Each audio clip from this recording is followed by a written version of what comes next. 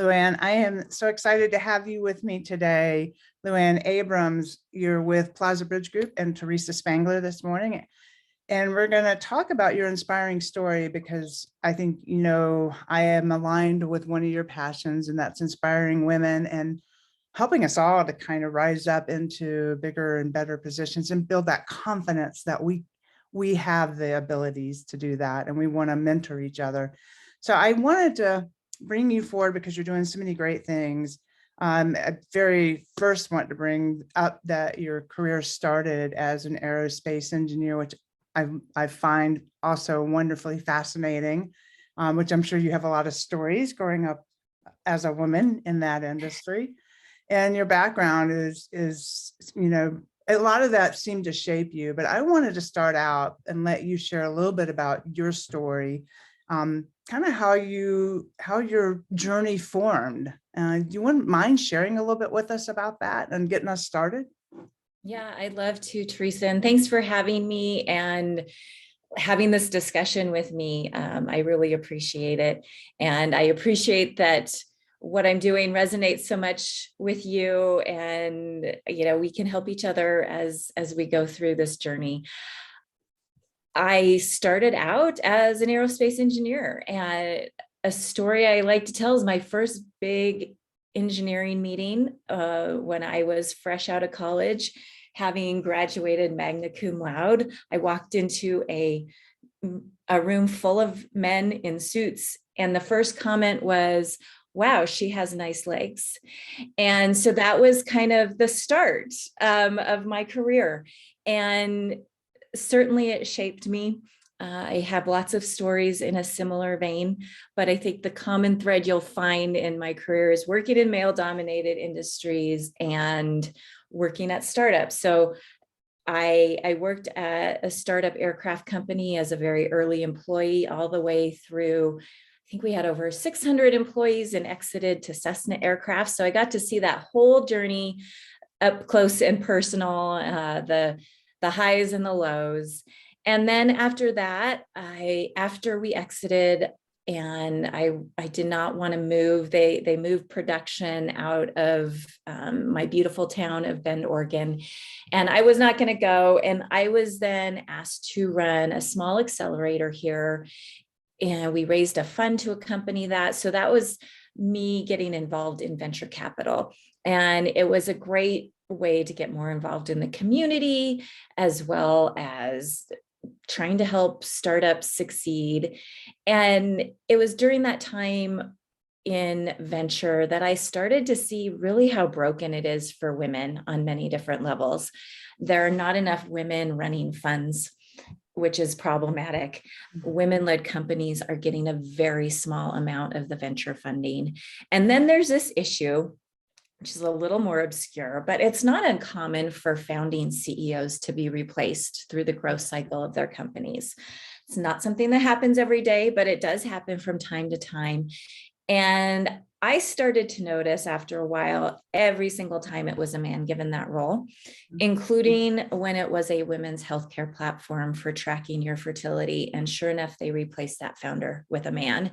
And that was my moment of, well, I can continue to be pissed off every time I watch this happen, or I can try and do something about it. And that's where the idea of CEOX came from, and what really became my focus. So I've been doing that for about 2.5 years now. The idea is to really be a resource for these early stage companies and or the funds that are investing in them, so that when they do have to make a CEO switch, they are talking to high-level executive women who could come in and lead these companies. So that's what I do now. There's so many things there that just ping my own life and my own journey. I did just a brief sideline. I wrote a book called All That I Am, Now That I Know. And in there, I highlight that, in my early career, I was very successful as a sales individual. And my boss was so proud when he came in one day to tell me he hired a woman that looked just like me. So, so many different ways. And I bring these up because I think it's important, the point that you're making I think sometimes men don't even realize that these things are happening. So the education for men, not just women rising up, but I think it helps that these stories are understood, that women do face these things, and men could help men help women. And so I think that's a really good point that you bring up in that. I also resonate very much with the idea that of replacing, the venture guys. I think a lot of women and a lot of founders don't recognize sometimes that that's happening, to your point. So it's good awareness to understand, which we'll go into a little bit later in the questions I wanted to ask you. Yeah. I want to know, what was your biggest inspiration and influence in your life? What led you to aerospace engineering? Well, I had a family full of pilots. I had an uncle who flew in the Air Force. I had an uncle who was a crop duster. I had an uncle who flew for Fish and Game. And I also grew up in Reno, Nevada, which is home to the Reno Air Races. And I got to go to that a lot. And so I was very drawn to airplanes at a very young age. And just a lot of fun. And so I ended up going to college. I actually wanted to be a pilot. Mhm. The aerospace engineering came a little bit later because I realized that the piloting lifestyle was not one that really appealed to me. But airplanes still very much did. And I had one of my professors tell me one day that you're too smart to be a pilot. What a compliment. Not to disparage pilots, Yeah. but I think he saw something in me, which I appreciated that he brought that to my attention, because it was a great life for me for many years, despite some of the issues that I mentioned. But I learned a lot, and I loved what I did. Yeah. Well, so that brings up the point of mentors. He was somewhat a mentor to you early on. Yeah. What role has mentorship played in your life and in your career and the path that you've taken? And Yeah, so maybe give me a little background on some of those mentors. yeah, so it's kind of interesting because I feel like the mentor thing is almost an opposite. When at one of my jobs, there was a woman who was a high level engineer, and I looked up to her so immensely. She's still to this day one of the smartest women I've ever met. And I was like, she's going to be my mentor. And she was not. She had some things where I think she felt I was competition. And with many years of reflecting back, I see that as that was what she grew up in, and she Yeah. was very diminished by that male dominated industry and felt less than, and it became more competition for her than it should have been. But that's really the how we grow up and how we evolve to handle the situations we're in. So I look at it much more with a lot more empathy now than I did at the time. So that was kind of my first thing with mentorship. But I've had and it's been men in my life who have really seen something in me and taken chances on me and helped me learn. And it's just so important to have those people in your life. And I really advise younger women to seek them out.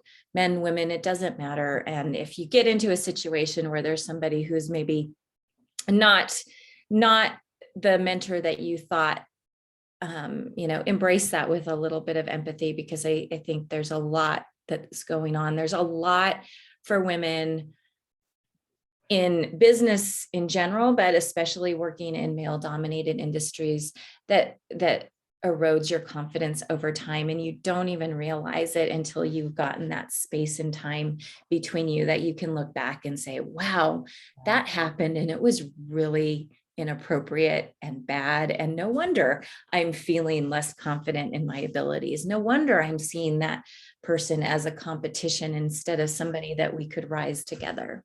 Well, so how do you feel the power of women coming together and networking as opposed to, because sometimes I think it's still, even today, there's competition because there's so few roles. And Yeah. how do we get over that, do you feel like? How do we come together better as women and mentors together? Yeah. Well, part of CEOX and the reason I brought all the CEOX women that I meet together in a community is that I was seeing very clearly that women at high levels also have networks of mostly men. Mhm. Yeah. And so if they're going into their networks to find somebody for a role, they're going to find men too. And so that's my goal with the networking part of CEOX, is to build up our own networks full of women, so that if our first reaction, and most people's first thing that they do when they're looking for somebody, is go into their network, right? Right. It's full of great women. And I have seen this community really come together and help each other and elevate each other. So I don't know if it's because the women that are in the CEOX network just know that it's part of it, Yeah. that they seem to help each other. But that's what I see now. I've not seen the competition like I used to. I hope that means that it's changing globally, but I may have created this little bubble for myself too. Yeah, and I know when I was I was a venture-backed startup. So my investor, when I was seeking money, I mean, he only had one woman or two women in the market to even introduce me to as mentors. So most of mine were men. I Mhm, think that's shifting. mhm. That is an opportunity, I think, is why also more women can come together, because we have more now experiences to be able to share in this world that had more predominantly been male. Yeah. We've got a long way to go, but I think Yes. I see that open up. Yes. So you have to tell me what the X stands for in CEOX. Well, so CEOX, when I first conceived of the idea, I needed just a placeholder name, and it was CEOX, X for the X chromosome, I love which, that. in general dictates gender and women. I have since learned, of course, as I think a lot of us have been more educated on gender in the past year, and realize it's more than just the X chromosome that indicates that. But it's also a good place for X marks the spot. Mhm. This is the place to come for CEOs. Right. Oh, that's awesome. So what advice would you like to share with women who have those aspirations of finding that a CEO role, or maybe a COO? I think it's a C-suite role. Yeah. Yeah. Well, first, I always like to encourage women to think about being a CEO way before maybe they're thinking about it themselves.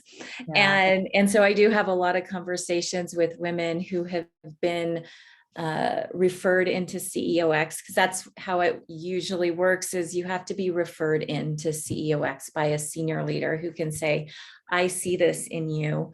And I have a lot of conversations with women who are like, I can't believe they think I'm a CEO ready. Mhm. And like, there's no magic sauce Right. here on this. If you're a good COO, you can certainly be a good CEO. It's, do you want that?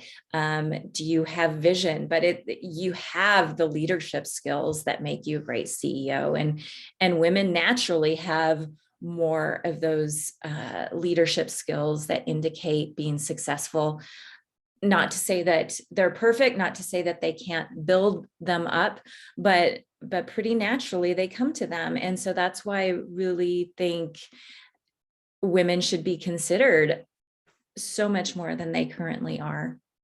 I know at a very young age, and I was asked, if I would be the CEO of the venture-backed startup, and I hesitated. That Mhm. hesitation was that imposter syndrome. Did you Yeah. ever face imposter syndrome? I got over it, but Yeah. I had to learn to get over that. And I still find some women do step back, as you're saying. What did you do to help you gain that confidence and feel ready to step in those roles? Well, I would say it definitely came out when I wanted to start CEOX, because Mhm, I had never seen myself as a founder or an entrepreneur before. mhm. And it was all new. And I was like, well, can I do this? Is this idea stupid? All of those Noises and yeah, noises in the head, those saboteurs come out yeah, to really get you when you're trying to do something new.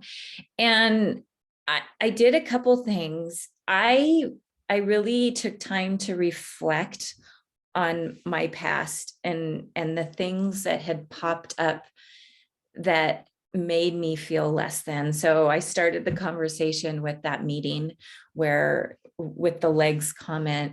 mhm, And I started writing down all types of things that happened in my right, career. yeah, And when I wrote them down, one, it started a cascade of remembering more and more of those things, from being asked to fill in as the receptionist because yeah, I had a nice voice when I was an engineer, yeah, and being told I was dumb because I couldn't figure out a certain engineering problem, mm, and when in fact it was not something you could solve on paper, and we ended up having to do a test to prove it. And those things that kept piling up that I didn't even realize happened. And when they were all listed out in black and white, it's like, well, no wonder I'm lacking confidence right I now. know, right, I've had all these things happen, yeah, and they're very demeaning, and they yeah, make you feel less capable, less smart. And it's ridiculous. And you can look at with time, seeing those more clearly, mhm, and realize that it wasn't about you. It was yeah, much more about them right, right, that did that. But anyway, so that was one of the things I did. The other thing I did was um, take small steps. When I mhm, started CEOX, it was like, I don't have to do this full time. I'm going to chop it into the little things. So it was like the first thing, put up a website, yeah, right? yeah, yeah, That's step one. yeah, Step two, start emailing people and telling them about what I'm doing and asking them for referrals of women in their network. Then step three was reaching out to these women and telling them what I was doing. yeah, And it was just a lot of small steps to get to where I am today. yeah, And that seemed a lot more palatable for me than oh, you have to create this company and you have to start placing female CEOs. It's like, yeah, oh, baby steps. yeah. Well, this is it's a question I didn't necessarily prepare you for, but you brought up a good point. I was mentoring a couple of young women grads, MBAs, who had, I thought, a brilliant startup, and they'd already started and they had customers and they had revenue coming in. They did a pitch day for the VCs, and they were one of seven. The others were all male, and these two young, beautiful women did their pitch, and they were the last. All of the questions that came to the men were so spot on that you would typically expect. The first question that came to these two women was, "Do you babysit?" What? Yes. So how would you guide women that might be, I don't know if they were testing them, or, what were they really trying to do? Just shovel them.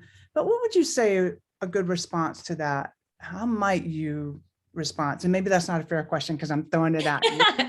Well, it's fair enough, because when I do talk to younger women, one of the things I tell them is to be prepared For for those anything. types of comments. Yeah.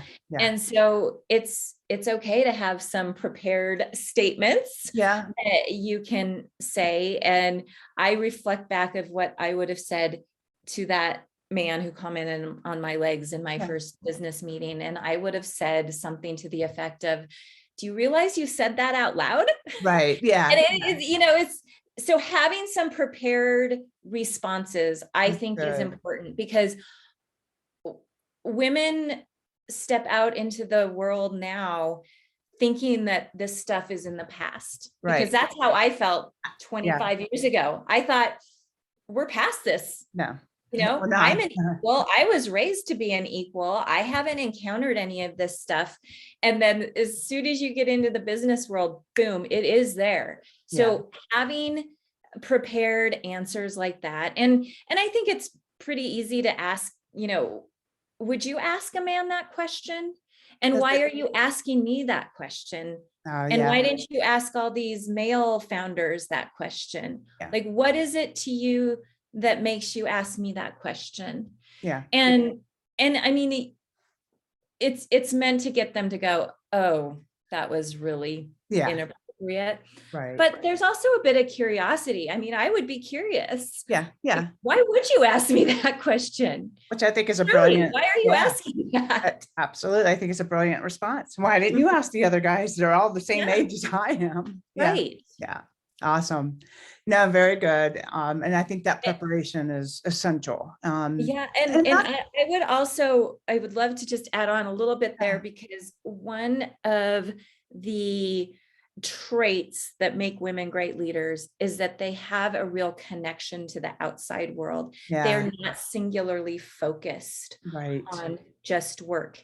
And that creates the ability to see things that you're not seeing if you're just focused on one So thing. true. Yeah. So if I'm a babysitter, great. Now I've learned how to juggle Yeah, I know, right. responsibilities. I've figured out how to take care of other humans while still doing my startup. Like, that Yeah. is a plus, and really pivoting and turning that into a positive. But I think those are all things you have to kind of Prepare think for. about Yeah. ahead of time. Yep. Yeah. I mean, one of my thoughts immediately was to just say, well, yeah, for $2.5 million, I could babysit. Let's get going with that, right? Yeah, that's right. So I guess, one of the other questions, you sort of brought up that it was more frequent than ever that a male would be replaced, not just women, but if you're organizing a board of your investors, which is typical when you take investment, they like to put people in that role that they know.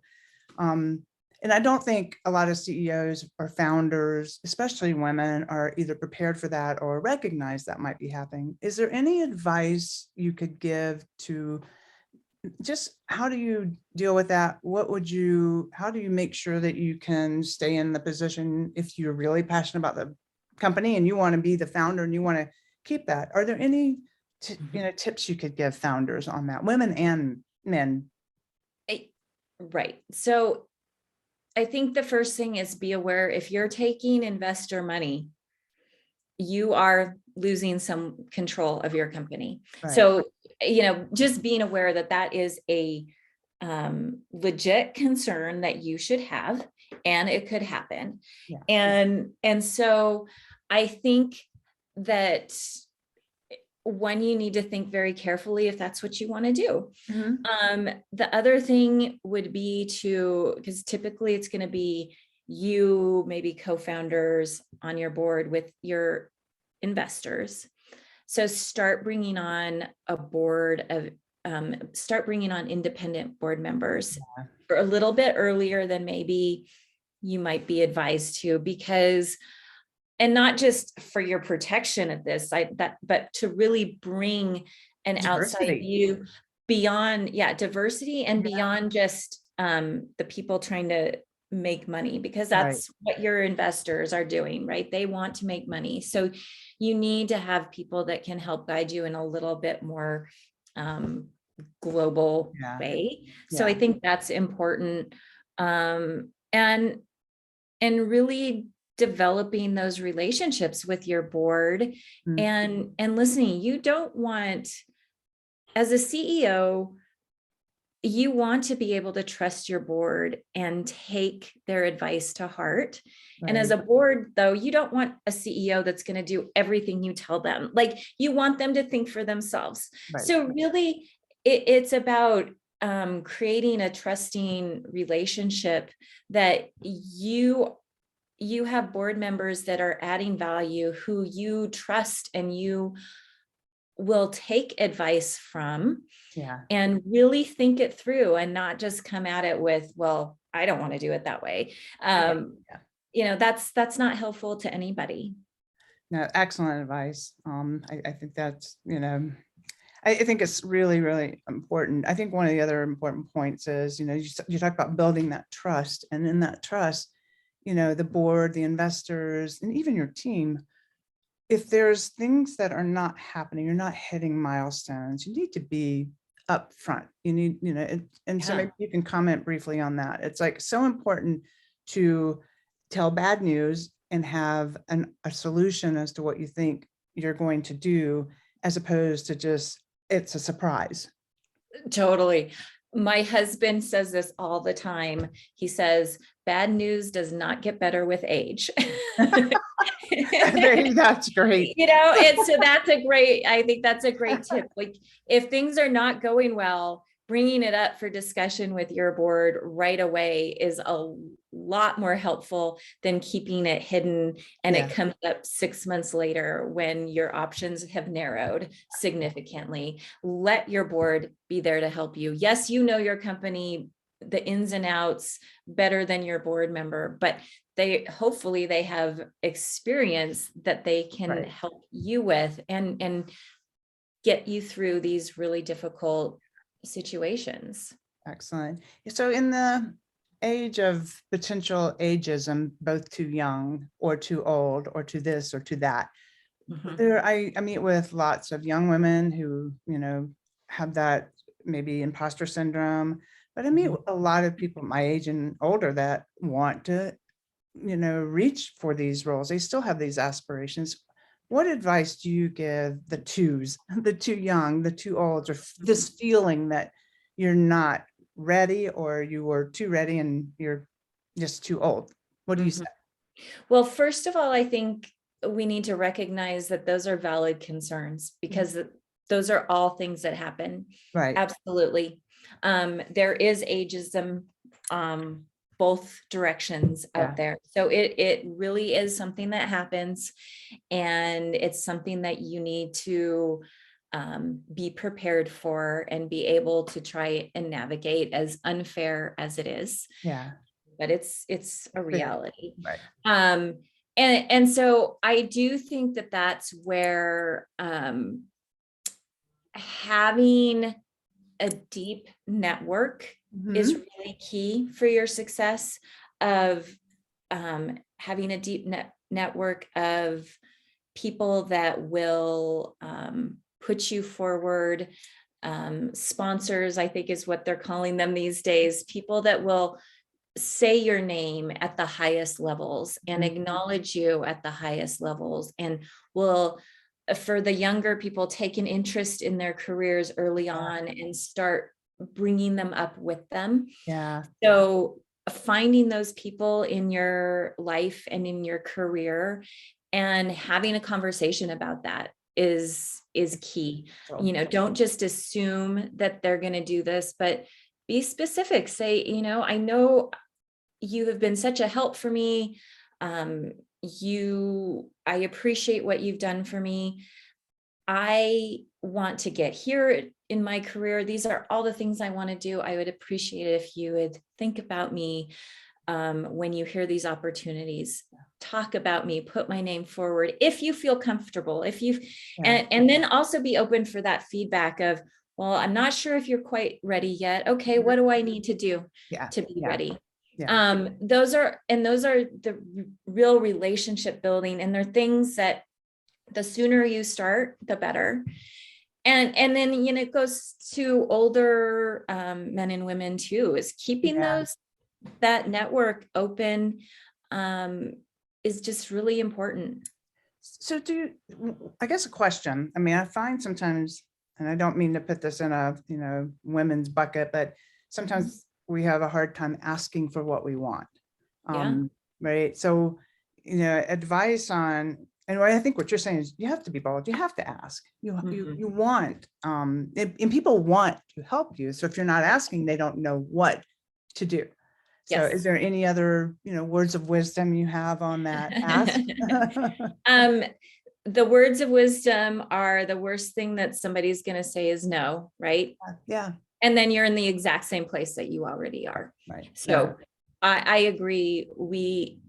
And I am very uncomfortable asking for things myself. And so it's definitely an exercise that I have to put myself through and do it anyway. yeah. Awesome. I think it's simple. You're right. There's studies that show women are not applying for jobs that they Right. don't have all of the qualifications for, right? Yes. And men look at a qualification list and they're like, oh, I've got 4 of those. That sounds good enough. And they apply, and then they end up getting the job because the woman didn't apply. Right. And those are, well documented things that happen with women, and we could dig into why that happens. I think Yeah. we probably have a little bit with that confidence, and that degrading over time is probably why we don't do it, Yeah. but we have to know about it and do it anyway.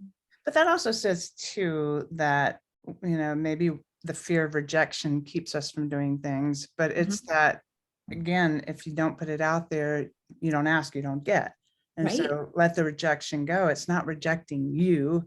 Mhm. It's, it's rejecting something. It's Yeah. moving to someone else, and you just keep trying because eventually something's going to come through.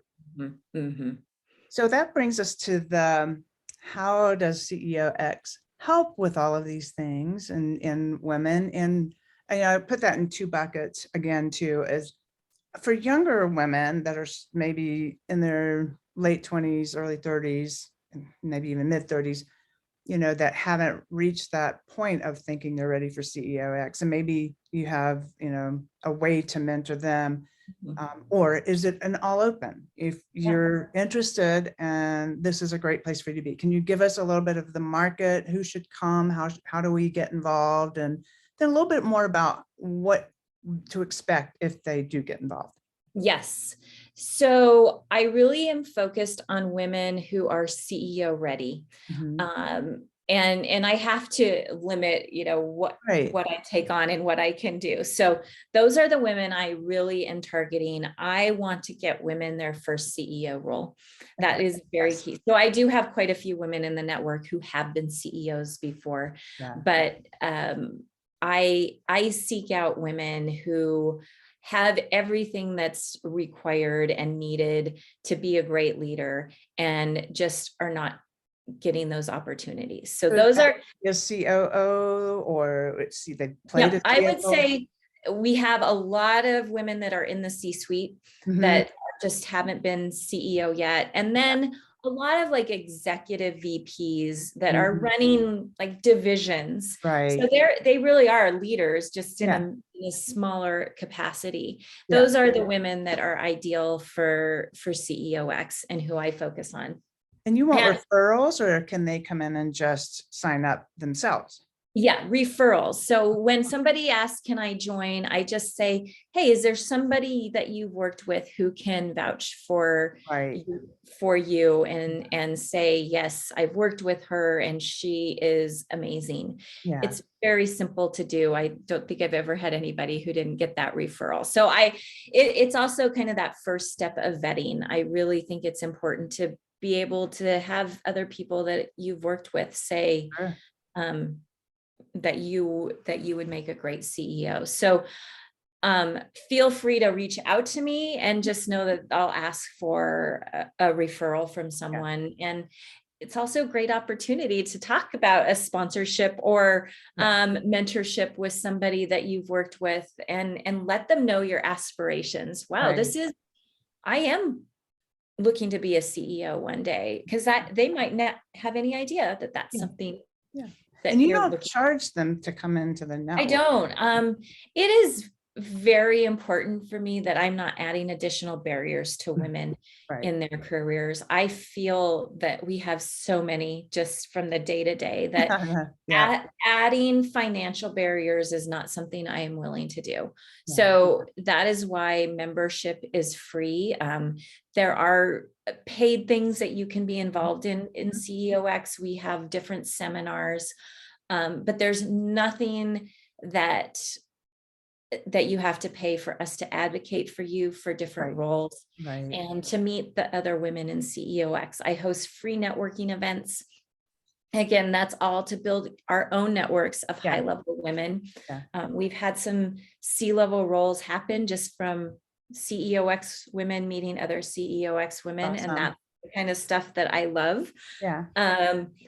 We put together different roundtables, so groups of women that will meet for 12 months, meeting every month with the idea of getting to that next level. And within that, we've had great success of women going from, a C-level to a CEO or a EVP to a COO. Those are things that happened through just that supportive community. Yeah. And I'm able to do that because I'm doing this on my own. I haven't taken investment. I don't have to make returns for my investors. Right.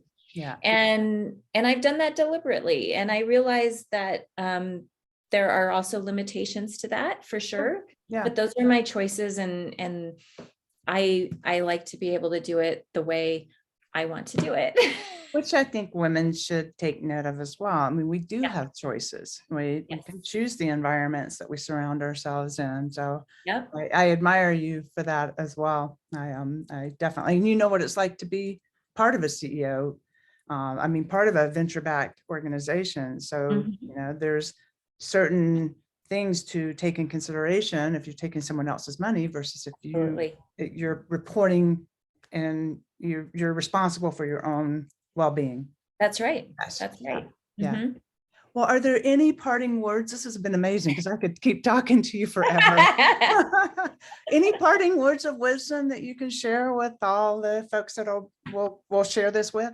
Yeah, for men who might be listening, I think it's important to know that this stuff that we've talked about is happening. We touched on it from the beginning. Like, just start being more aware that it really is still happening every day. Yeah. It's happening to your daughters. It's happening to your wife. We might not talk about it a lot, but it is. So being that ally is really key. Yeah. And then for women, I want you to start thinking about being a CEO right Yeah. now. I want you to think of all the things that are in your head telling you that's not something that you can do, and address them, because they're probably just fictitious or a product of your life experience that has gotten to you. So young or old, start thinking about that and put it on your target list. Yeah. We need more women leaders in this world. I truly believe the world would be a better place with more women leaders. I agree. And that the word leaders sometimes also, I spoke at a major, a Fortune, very large soft drink company, their women's executive leadership forum globally, and had over 1,500 women leaders in their organization that they deemed as leaders. But when I asked all the leaders to stand up in the room, only 4 people stood up because they thought of it as a title, not as I'm a leader in my organization. So I think that's a huge important point you are a leader. When we can be leaders, we're leaders in every capacity. A CEO might be a role and you have great leadership skills in it, but I hope you don't mind me closing with that, but I thought it was a really I love that. That's very powerful. Thank Yeah. you for closing with that. You're welcome. And thank you for being with us, Lynn. It's been wonderful. I hope we'll get this out, and I will, for everyone listening, have all of the links to your website and how to contact you in the notes when we post. All right. Thank you. It was a Awesome. pleasure being here. Thank you. I will stop us.